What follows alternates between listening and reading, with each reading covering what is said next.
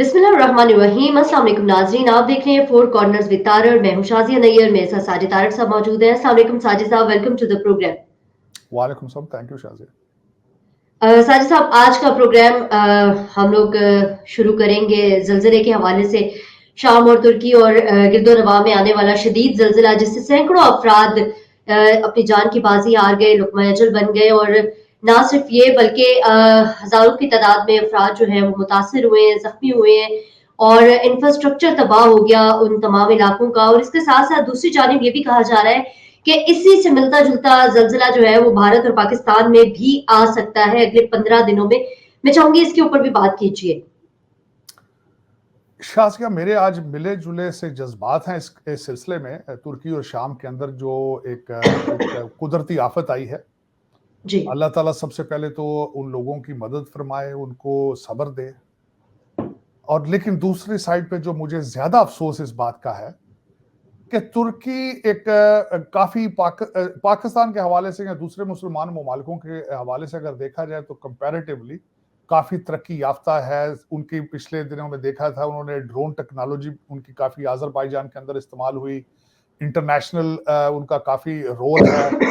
NATO के अंदर, European union के अंदर उनका काफी इन्फ्लुएंस है, जर्मनी के अंदर बड़ा इन्फ्लुएंस है। लेकिन जी। करप्शन में भी वो काफी आगे है, जो मुझे अफसोस है। मैं दो चीजें बताना चाहूंगा। आज क्या बात हुई है कि टर्की के पास को क्यों ऐसा सिस्टम मौजूद नहीं था जिसकी वजह से इस जल्जले को, इस अर्थक्वेक को डिटेक्ट टाइमली फैशन पे किया जा सका? क्यों, क्या हम्म। क्यों आज इतनी सितम जरीफी है कि मुसलमान पूरी दुनिया में चींटियों की तरह मर रहे हैं? दुनिया का दूसरा सबसे बड़ा रिलीजन, जिसका आगाज होता है इकरा से कि पढ़ो, और आज पूरी दुनिया में सबसे अनएजुकेटेड कौम है वो मुसलमान है। अमेरिका दहशतगर्दी का एक बहाना था, प्रीएम्प्टिव अटैक का इन्होंने बहाना बना के, जिस वक्त जब इराक में गए हैं 1 मिलियन से ज्यादा मुसलमानों को इन्होंने मर्डर किया। आज भी आप गाजर मूली की तरह कट रहे हैं। मुसलमान मुसलमान का गला काट रहा है। इसकी सबसे बड़ी वजह यह है तालीम से दूरी। इस्लाम से दूरी इसलिए नहीं कहूंगा क्योंकि आपने इस्लाम को समझने की कोशिश ही नहीं की। इस्लाम एक ऐसा मजहब है जो सलामती का मैसेज देता है, जो प्यार और मोहब्बत का मैसेज देता है। वो गलत मैसेज नहीं दे सकता, लेकिन आपने उस पर भी बिजनेस किया है, कारोबार किया है, अपने मकासद के लिए इस्तेमाल किया है। और साजिद साहब, एक चीज और भी ऐड कीजिए कि इस्लाम जो है वो जदीद तालीम का भी मैसेज देता है। इस्लाम ने ही तालीम के ऊपर सबसे ज्यादा फोकस किया। शाज़िया, जब इज्तिमा और इज्तिहाद की बात की जाए तो वो उसके बारे में यही कहा जाता था कि जब अपने हालात के साथ अपने मजहब को वुसअत देते जाओ। लेकिन आज अफसोस इस बात का है कि चाहे जल्जला आए तो सबसे ज्यादा मवाद उस जल्जले को डिटेक्ट नहीं कर सके। पाकिस्तान की अभी आपने बात की है, यहां हमारे क्या, हम तो पहले बेयारो मददगार हैं। 1 लाख खैमे सिद्ध गवर्नमेंट ने टर्की और सीरिया को देने का वादा किया है। आपको कौन देगा? आपको कौन दे रहा है? आप जल्जले से ज्यादा एक आफत आपके ऊपर आई है सैलाब की, आप पहले बेयारो मददगार बैठे हैं। वो लोग अभी तक सड़क पर हैं, उनको कोई इमदाद नहीं मिल सकी, उनके पास रहने के लिए, उनके पास सर छुपाने के लिए जगह नहीं है। बिल्कुल यही हालात। लेकिन ये कि बस क्या करें, आज जो पाकिस्तान के हालात है, ना मुआशरत है, ना सुकून है, और दहशतगर्दी टीटीपी आपके पास अब चक्कर लगा रही है। लेकिन आप बेयारो मददगार हैं, होपलेस हैं, हेल्पलेस हैं, और आपका कोई पुरसाने हाल नहीं है, कोई लीडरशिप नहीं है, कोई इंस्टीट्यूशन नहीं है। बल्कि मैं आगे प्रोग्राम में जाके बल्कि पूछना चाहूंगा मैं आप सारे देखने वालों को, आपकी नजर में पाकिस्तान में कोई ऐसा इंस्टीट्यूशन है जो करप्शन को रोक रहा हो? पाकिस्तान में कोई ऐसा अदारा ऐसा हो जो दहशतगर्दी के खिलाफ जो है वो ऐलान जंग किया हो किसी ने अभी तक? और आपके लोग पैसे बोरियों में भर भर के भाग रहे हैं, कोई उनको रोकने वाला है आज? ये मेरा क्वेश्चन है 22 करोड़ लोगों से। कोई आपके पाकिस्तान के अंदर नहीं, पाकिस्तान के अंदर कोई लॉ एंड ऑर्डर आपको नजर आता है? बंदूकें लोग लेके अपनी मनमानी करते फिर रहे हैं। कोई अदालतें नहीं है, कोई थाने नहीं है, कोई जेलें नहीं, कोई पूछने वाला नहीं। क्या किया जा सकता है? साजिद साहब, जिस तरह से अब जल्जला आया 7.8 शिद्दत का, जापान में इससे ज़्यादा शिद्दत के ज़िलज़िले आते हैं लेकिन वहाँ पे इस किस्म की तबाही देखने में नहीं आती है। हम उनको रोल मॉडल बनाकर ऐसा इंफ्रास्ट्रक्चर क्यों नहीं खड़ा कर सकते हैं कि वो कुदरती आफ़ात जो हैं वो उसके नुकसानात कम से कम किए जा सकें? क्योंकि हम देखें सबसे बड़ी बात यह है कि एज ए सोसाइटी हम ऑलमोस्ट कोलैप्स कर रहे हैं। अमेरिका के अंदर सैन फ्रांसिस्को एरिया में बहुत ज्यादा जलजले आते हैं। इन्होंने अपनी बिल्डिंगें ऐसी बना ली हैं जो अर्थक्वेक प्रूफ है। इन्होंने ऐसे सिस्टम क्रिएट कर लिए हैं कि इनको कई दिन पहले पता चल जाता है कि जलजला आने वाला है। मेरी इंफॉर्मेशन के हिसाब से पाकिस्तान में पिछली दफा जब जलजला आया था तो इंटरनेशनल कम्युनिटी ने आपको फंड्स दिए थे, इक्विपमेंट दिए थे, लेकिन वो मेरे ख्याल में लंदन और दुबई पहुंच चुके हैं। जिस तरह हर पैसा, हर आने वाला डॉलर और यूरो जो है और पाउंड जो है वो यूरोप और दुबई में चला जाता है, लंदन में। दर हकीकत आपके जो फैसला करने वाले 5-6 हजार लोग हैं, उनके सबके बच्चे, घर, अकाउंट सब कुछ बाहर है। दुबई, लंदन और टोरंटो भी आजकल बड़ी फेवरेट डेस्टिनेशन है आपके लूटने वालों की। अभी आज भी जो पाकिस्तान के अंदर जो IMF के फैसले कर रहे हैं, जो फैसले कर रहे हैं लोग, उनमें से पाकिस्तानी कोई भी नहीं। साहिर साहब, पेशावर दहशतगर्द हमले के बाद हुकूमत की सतह पर भी इकदामात मजीद बेहतर करने की कोशिश की जा रही है और इसके साथ साथ ये भी कोशिश की जा रही है कि तमाम पार्टीज को एक प्लेटफॉर्म पे इकट्ठा किया जा सके ताकि दहशतगर्दी के खिलाफ मौसर हिकमत अमली बनाई जा सके। इसमें एक चीज का इजाफा भी करना चाहूंगी और आपसे इसका जवाब भी चाहूंगी कि पहले PTI ने APC का हिस्सा बनने से इनकार किया, शदीद मुखालफत की उसकी, लेकिन जब सोशल मीडिया पे बहुत ज्यादा तनकीद का निशाना बनाया गया तो वो इस बात पर राजी हो गए कि अगर हमें बाकायदा दावत दी जाए, दावतनामा दिया जाए, क्योंकि वजीर आजम की तरफ से सिर्फ मीडिया पर यह कहा गया है कि हम PTI वालों को भी इनवाइट करना चाहते हैं, तो अगर बाकायदा तौर पर हमें बुलाया जाए तो हम सोचेंगे इसके ऊपर। आप क्या कहना चाहेंगे? देखें, अगर आए ना आए क्या फर्क पड़ता है, क्योंकि पाकिस्तान का हल इस वक्त सियासी हल नहीं है। मैं बताना चाहता हूं कि जो आपने बिल्कुल कहा, मैंने वो कैसर साहब की सुनी बात कि उन्होंने कहा जी मुझे ज़बानी बुलाया, मुझे लिख के भेजें, जिस तरह शादी के कार्ड आते हैं उस तरह ये कार्ड आए, लोग मिलने आए, साथ मिठाइयों के डब्बे लाए, पता नहीं क्या इनके माइंडसेट क्या है। लेकिन जब मैंने पेशावर के, जो मैं आज आपको बताना चाहता हूँ कुछ इन्फॉर्मेशन जो है, जो मैंने गैदर की है, जो पढ़ा है, और मेरे पांव के नीचे से जमीन निकल गई जब मैं पेशावर के हादसे के बारे में पढ़ रहा था। जी। उस सबसे पहले तो मैं ये बताना चाहूंगा कि पहली दफा पाकिस्तान की हिस्ट्री में, पहले जुलूस सियासी पार्टियां निकालती थी, पहली दफा पाकिस्तान में पुलिस ने जुलूस निकाला है और उनका नारे क्या थे कि ना मालूम है हमें मालूम है। और उसके बाद उन्होंने वहां एक फैसला किया, उन्होंने कहा कि हम आइंदा पुलिस वाले किसी सियासी आदमी को प्रोटोकॉल नहीं देंगे, हम इनकी हिफाजत नहीं करेंगे, ये जो VIP लोग। जो मुझे सबसे ज्यादा दुख हुआ, जो इन्फॉर्मेशन बताना चाहता हूँ, 9.5 साल PTI की हुकूमत ने इन्हीं पुलिस वालों का प्रोटोकॉल एंजॉय किया है। इन्हीं सुरख बत्ती वाली गाड़ियों के साथ इन्होंने सायरन बजाए। उनके जनाजों में PTI का एक भी लीडर शामिल नहीं था। सबसे पहला दुख ये हुआ है। ताज़ियत करने नहीं जा सके वहां तक। दूसरा मैं उसमें कहना चाहूंगा, 417 अरब रुपया 9 सालों में टेररिज्म के खिलाफ इक्विपमेंट खरीदने के लिए दिया गया। आज उनके पास एक भी इक्विपमेंट मौजूद नहीं है। इनके ऊपर JIT कौन बनाएगा? इनके बारे में कौन पूछेगा क्या हुआ है? 100 TTP के लोगों को जेलों से निकाल के रिहा किया गया। और उनमें मैं बताना चाहूंगा कि 2 लोग हैं जिनका एक का नाम मुस्लिम खान है, एक का नाम महमूद खान है।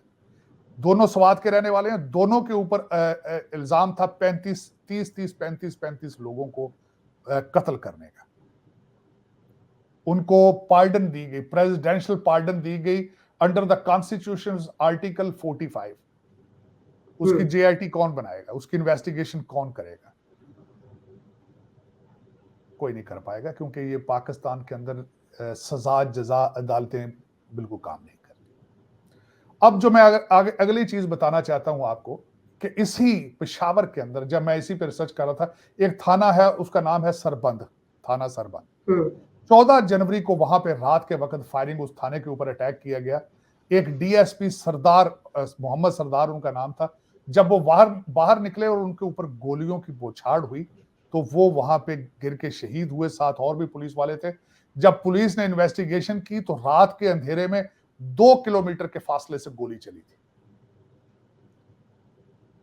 ये पहली दफा हुआ पेशावर में कि उस रात आपके दुश्मनों ने, टीटीपी ने थर्मल टेक्नोलॉजी यूज की है। वो थर्मल टेक्नोलॉजी वहां कैसे पहुंची है? अमेरिकन जो 85 बिलियन डॉलर का जो असला वहां पे छोड़ के आए, ये उसका हिस्सा थी। उन्होंने रात को ना सिर्फ थर्मल टेक्नोलॉजी यूज की, बल्कि उन्होंने नाइट विजन गॉगल्स यूज किए वहां। जो मैं बात ये कहना लेटेस्ट चाहता हूं टेक्नोलॉजी के साथ। जी, मैं बात करना चाहता हूं, उनको ट्रेनिंग दी गई इन सब चीजों की, थर्मल टेक्नोलॉजी को यूज करना और लॉन्ग डिस्टेंस शूटिंग करनी, और उसके बाद नाइट विजन गॉगल को यूज करना। तो वो जो 85 बिलियन डॉलर का असला है वो पेशावर पहुंच चुका है। और आपका फासला इस वक्त जहां बैठी है शाजिया, 2 घंटे 33 मिनट है, 187 किलोमीटर है जी, ऐसा ही है। 187 किलोमीटर पर वो 85 बिलियन डॉलर का असला तालिबान लेकर, जो आपकी क्रिएशन है, जिनको आपने ट्रेन किया था, वो पहुंच गए, आपका गिरबान उन्होंने पकड़ लिया। और आप आज भी, आज के दिन तक आपकी रूलिंग एलीट डॉलरों का इंतजार कर रही है जो आईएमएफ ने देने हैं। आज भी आप कहते हैं आके मुझे वजीर ने बुलाया है, हमें कार्ड नहीं आया। ये बिल्कुल ऐसे ही है जिस तरह बगदाद के अंदर जब हलाकू खान अटैक करने लगा था, तो उलमा बैठ के फैसले कर रहे थे कि हमने शलवार कितनी ऊंची होनी चाहिए टखनों से। तो ये दर हकीकत कौमियत जब ना हो, मजहब से दूरी हो, और हर बंदा इस तरह जिंदगी गुजार रहा हो कि आज ही आखिरी दिन है और मैं जितना बड़ा डाका मार के लूट के घर जा सकूं वो कर लूं, तो फिर कौमों के हालात इस तरह होते हैं। साजिद साहब, चेयरमैन तहरीक इंसाफ इमरान खान की तरफ से जेल भरो तहरीक का भी ऐलान कर दिया गया है। आप क्या समझते हैं कि इमरान खान साहब ये जेल भरो तहरीक से मुमकिन नताइज हासिल कर सकेंगे? और साथ साथ मैं ये भी पूछना चाहूंगी कि क्या वो कारकुनान जो पीटीआई के कारकुनान हैं वो जेल की सख्तियां बर्दाश्त कर सकेंगे? क्योंकि हम लोग देखते आए हैं कि जब से इनके रहनुमाओं को गिरफ्तार किया जाने लगा है, तो वो जेल जाने से पहले ही रोना शुरू कर देते हैं, बजाय इसके कि वो जेल तक पहुंच जाएं। जबकि दूसरी जानिब पीएमएलएन जो है और पीपल्स पार्टी इस बात का दावा करते हैं कि हमने तो सैकड़ों दिन जो है वो इसमें जेल में गुजार लिए हैं। तो आप क्या समझते हैं कि पीटीआई के कारकुनान में इतना सब्र और तहम्मुल होगा कि वो जेल भरो तहरीक का हिस्सा बने और जेल की सख्तियां बर्दाश्त करें? देखें, सबसे पहले तो मैं इस पे इमरान खान साहब की इस पे जेल भरो तहरीक से पहले मैं ये बताना पसंद करूंगा कि तहरीक इंसाफ के सपोर्टर कौन है जिन्होंने जी। जेलों में जाना है। एक तो 2 पार्टियों के टूटे हुए लोग हैं, पीपल्स पार्टी और नून लीग के, और तीसरे हाई स्कूल या फेल हैं या हाई स्कूल में पढ़ रहे हैं, जो ट्विटर और टिकटॉक पे सिर्फ मजे लेते हैं। हनीफ अब्बासी साहब ने अगले दिन इंटरव्यू में कहा था 6x6 के सेल में मैं रहा हूं। इस पूरी क्यादत, पूरी टीम के अंदर कोई ऐसा शख्स मौजूद नहीं है जो 6x6 सेल के अंदर 6 घंटे भी गुजार सकता हो। 2 दिन जेल जाने वाले लोग भी नेशनल टीवी पे रो रहे हैं। मरियम नवाज ने भी कहा कि मुझे जिस कोठड़ी में रखा गया था, वॉशरूम भी उसका अलग सेपरेट नहीं था, बिल्कुल सामने वॉशरूम था, और वो कार कोठड़ी थी जहां पे मुझे रखा गया था। उसके बाद में एक पाकिस्तान के सीनियर एंकर जर्नलिस्ट ने एक आर्टिकल लिखा है, मैं उसके बारे में बात करना चाहूंगा कि उन्होंने कहा मैं जी। अडियाला जेल में शेख साहब से मिलने गया था, तो मैंने जेल सुपरिटेंडेंट के कमरे में बैठ के जेल सुपरिटेंडेंट और उनके अमले से पूछा था कि ये बहुत बड़ी हिस्टोरिक जेल है अडियाला जेल, यहाँ पे तो बड़े बड़े लीडर आते हैं, ये सबसे कमजोर लीडर कौन था? तो उन्होंने शेख रशीद का नाम लिया। उन्होंने कहा था कि सारा दिन ये कभी ठंडा पानी मांगते हैं, कभी गर्म पानी मांगते हैं, कभी कंबल मांगते हैं, कभी जूता मांगते हैं, और बार बार अफसरों को कालें कर करके तो चीखते चलाते हैं।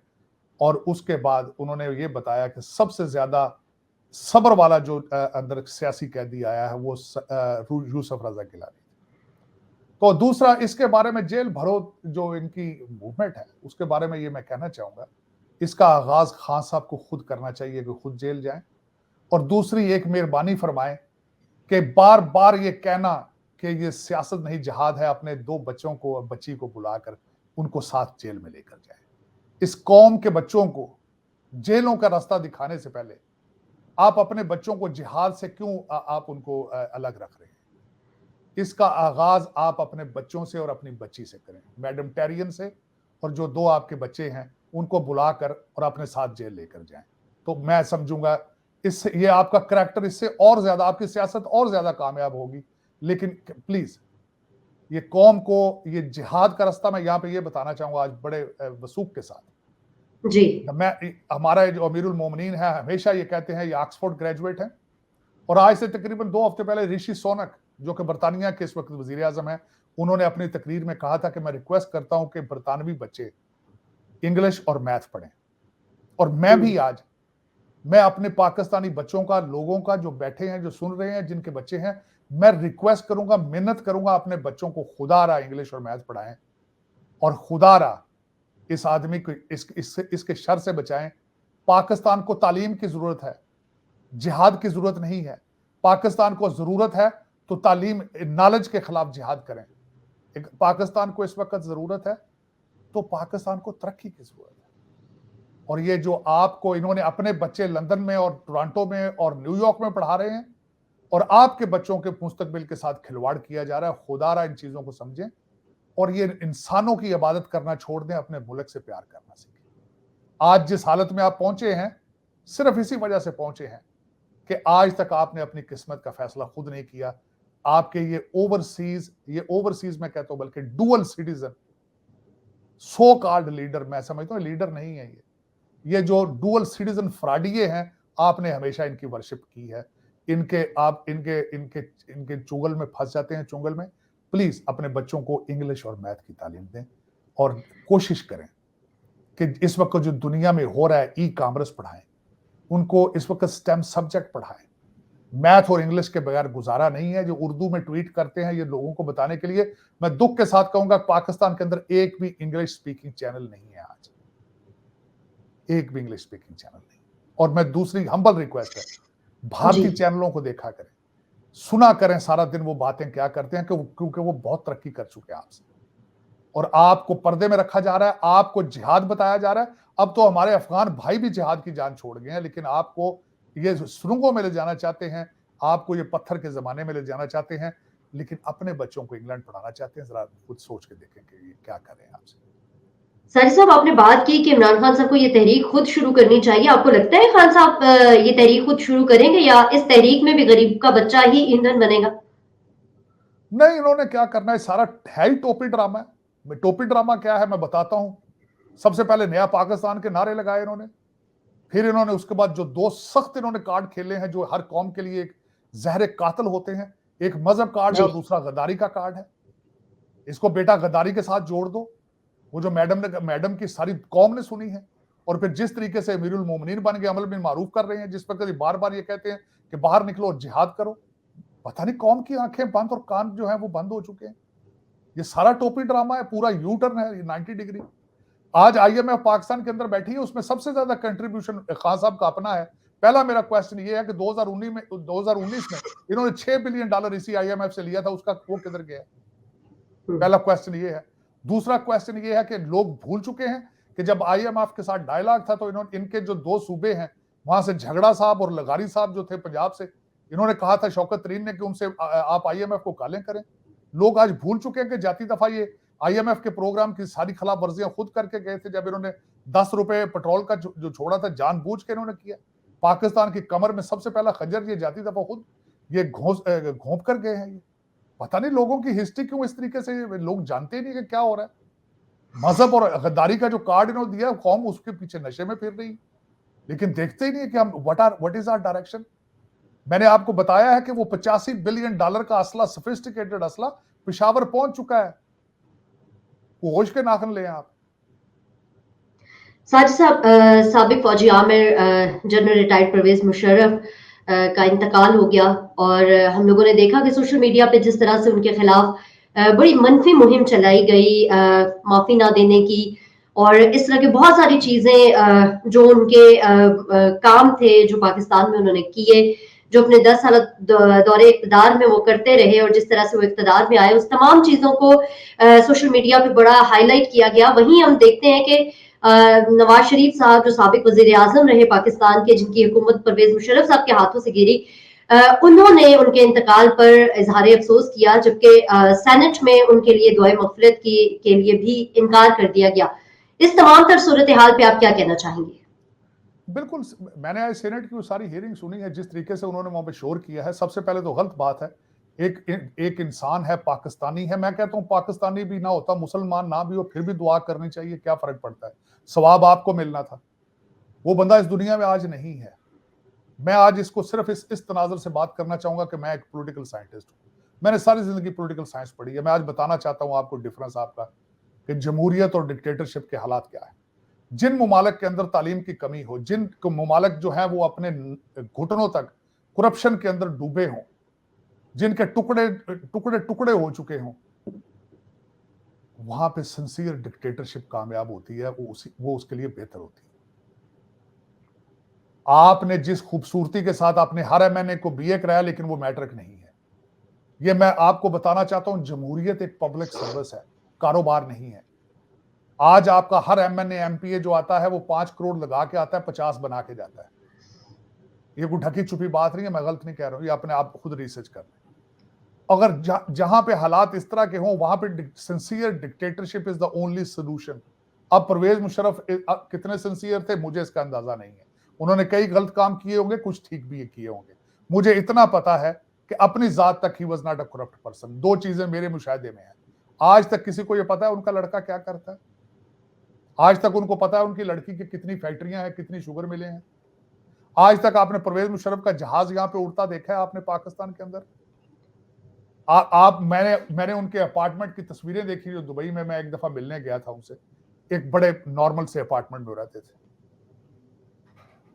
ये उनके किरदार तक कहा था। लेकिन ये मुझे बताएं कि किन सर्कमस्टांसेस में परवेज मुशर्रफ ने तख्ता जो था वो उल्टा था।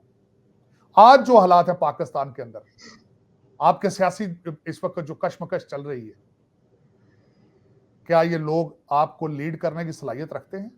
क्या इस वक्त जो पाकिस्तान के मसाइल हैं, जो आपकी तीनों पार्टियों के जो लोग हैं, ये आपको इन मिसाल से निकालने की सलाहियत रखते हैं? ये मेरा क्वेश्चन मार्क है। परवेज मुशर्रफ को जितनी मर्जी गालियां दे लें आप, आज आपको क्या लग रहा है कि आपकी ये 3 पार्टियां टूटी फूटी, मैं पार्टियां कहता हूं, ये पार्टियां तो है ही नहीं है। ये इस वक्त जो नून लीग के हालात हैं कि उनका शरीफ पार्टी का बच्चा जो है वो अपने हल्के ढूंढ रहा है। जुनेद सफदर मेरे इंफॉर्मेशन के हिसाब से हरिपुर हजारा से इलेक्शन लड़ेगा। वो जो उनका तीसरा जो शहबाज शरीफ साहब का बच्चा जो मनी लॉन्ड्रिंग में इन्वॉल्व था, सलमान शरीफ, वो भी वापस आ चुका है। ये सियासत है? ये कौन कहता है इसको सियासत? मैं तो इसको सियासत नहीं कहता। और तीसरी बात ये कहता हूं, एक फौजी डिक्टेटर को ये गालियां आज सेनेटर उठा के दे रहे हैं। आपकी तीनों पार्टियां फौजी डिक्टेटर्स, फौजियों ने बनाई। आपकी पीपल्स पार्टी कहां से जवान हुई थी? अयूब खान की झोली से जवान हुई थी। नवाज शरीफ को कौन लेकर आया था? आज सबसे ज्यादा वहां पर तकलीफ नवाज शरीफ के लोगों को थी कि यहाँ पे हमने दुआ नहीं होने देनी सेनेट के अंदर। नवाज शरीफ की क्या वैल्यू थी जिलानी साहब के बगैर और ज़िया-उल हक के बगैर? और मुझे ये बताया जो धरना था किसने दिलवाया था, जो इस्लामाबाद में था? ये हमारे मिस्टर हैंडसम का जहरुल इस्लाम थे। बानी इनके वो हैं, इनके बानी जो थे वो जनरल हमीद गुल थे। तो जब खुद आप फौजियों की औलाद हो तो फिर किस दिलेरी के साथ तकरीरें करते हो सेनेट के अंदर खड़े होकर कि वजह फौजी डिक्टेटर, ही वजह फौजी डिक्टेटर। आज आपके अंदर सलाहियत है पाकिस्तान को लीड करने की, पाकिस्तान के मसाइल को हल करने की? क्योंकि जब सियासतदान करप्ट होता है तो साथ ब्यूरोक्रेसी करप्ट होती है। क्योंकि ब्यूरोक्रेसी आपके एक पार्टी मिलकर डाका नहीं डाल सकती। ये जब डाका पड़ता है तो सारे मिलकर डाका मारते हैं। मैं आज, मुझे किसी ने बताया था इसका हल क्या है, मैं क्या हल इसका बड़ी सख्त अकाउंटेबिलिटी। उसकी वजह यह है, ये करप्शन का अलायंस है, ये साले और बेनोई की गेम है। इन्होंने इतनी खूबसूरती के साथ आपस में रिश्तेदारियां बना ली हैं कि जिसकी हद कोई नहीं। साला बेनोई को पकड़ेगा या बेनोई साले को पकड़ेगा? ये हर डिपार्टमेंट में इनके रिश्तेदार बैठे होते हैं, शादियां इन्होंने कर रखी, इस तरह की बना रखी है, जो एक मैकेनिज्म है, एक इत्तेहाद है मुल्क को निचोड़ने का, लूट मार करने का। क्योंकि हमारी ज़हनी पस्तियों से हमारे आप बच्चों को हार्वर्ड ऑक्सफोर्ड में भेजते हैं फ्रॉड सीखने के लिए, क्योंकि वो वापस आके मुल्क के लिए कुछ नहीं करते। वो भी लूटते हैं और फिर वापस हैरड जाके शॉपिंग करते हैं। अपार्टमेंट आपके लंदन है, रिहायशें आपकी टोरंटो में है, लेकिन आपकी एक टांग पाकिस्तान में होती है। ज्यादातर तो ये लोग जो जितने इस वक्त पाकिस्तान को इस वक्त निचोड़ रहे हैं, ज्यादातर तो इनके आबाओ अजदाद ब्रिटिश एजेंट थे, उन्होंने जमीनें दी थी, उन्हीं के हिसाब से वो चल रहे हैं। अब वही आज आप इलेक्शन का शोर करते हैं, इलेक्शन हल करेंगे, इलेक्शन आज इलेक्शन खिला रहे, वही 500-600 बंदे चेहरे बदल कर, पार्टियां बदल के फिर वही असेंबली में पहुंच जाएंगे। कोई नया काम होगा वहां पे? इम्पॉसिबल। तो ये एक फ्रॉड है, धोखा है। आप इसमें प्लीज मुझे ये जमहूरियत सियासत खासकर पाकिस्तान में अगर ये करानी है, चाहिए पहले लोगों को तालीम दी। अगर आपने न्यूट्रल होना है तो पहले अपनी पिछली गलतियों का कन्फेशन करें, क्योंकि आपकी इस्लाह होती है कन्फेशन से। जब कन्फेस ही नहीं करेंगे तो इस्लाह किस चीज की होगी? साजिद साहब, लास्ट क्वेश्चन होगा मेरे प्रोग्राम का कि अमेरिका पर चाइनीज बलून के हवाले से आपकी क्या राय है? देखिए, अमेरिका की फॉरेन पॉलिसी इतनी वीक हो चुकी है कि इस वक्त चाइनीज जो है वो, बल्कि अब तो दूसरा बलून जो है, एक तो उन्होंने गिरा लिया है, दूसरा बलून जो है वो भी साउथ अमेरिका के आसपास घूम रहा है।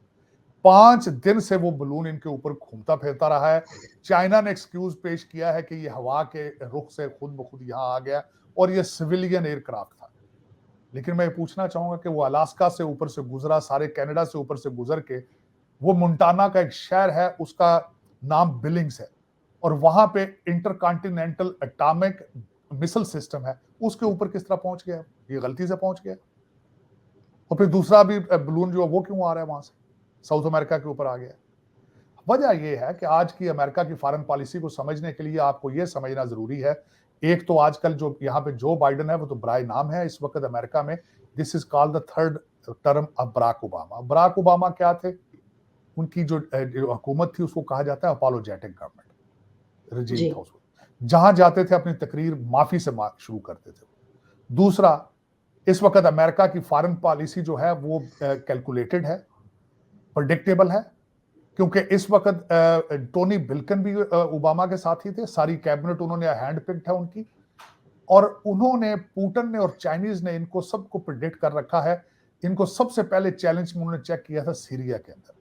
ये रेड लाइन ड्रा करते रहे थे, रशिया अग्रेसिवली वहां पे आके उन्होंने अपनी नेवल बेस बना ली। दूसरा, जब से अफगानिस्तान से $85 बिलियन का असला फेंक कर अपने बच्चों की लाशें उठा के जब वहां से भागे थे, इनकी फॉरेन पॉलिसी उसी दिन खत्म हो गई। इनका status of the sole super power on the planet ये वहीं अफगानिस्तान में फेंक कर आ गए थे। अब रशिया चाइना का जो बलून आना है, दर हकीकत वो टेस्ट कर रहे हैं कि ये क्या करेंगे, हमने इनके साथ ताइवान में क्या करना है, ये साउथ चाइना सी में आएंगे तो हमने इनके साथ क्या करना है। ये चाइना टेस्ट कर रहा है। और अमेरिका की वाकई फॉरेन पॉलिसी की बहुत बड़ा फ्लेवर है, और अमेरिका इस वक्त मजबूर है, होपलेस है, हेल्पलेस है।